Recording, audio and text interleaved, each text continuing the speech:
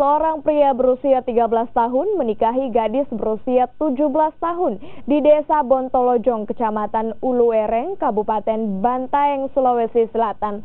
Kabar pernikahan mendadak heboh setelah foto pengantin kedua mempelai beredar di media sosial. Pernikahan Reski, 13 tahun yang baru tamat sekolah dasar, dan Mia, 17 tahun yang diketahui baru duduk di kelas 2 sekolah menengah kejuruan, menarik perhatian warga. Kabar pernikahan ini heboh setelah foto resepsi kedua mempelai beredar di media sosial.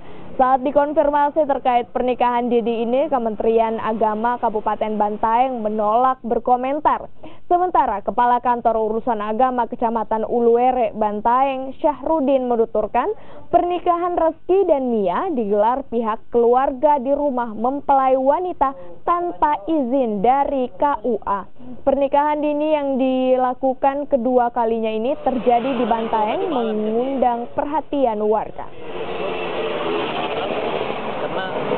Kami juga tidak cantik karena ini laki-laki baru tahun sementara menurutnya sudah bukan. Jadi tahunya di Facebook? Iya. Ya, kita cukup lihat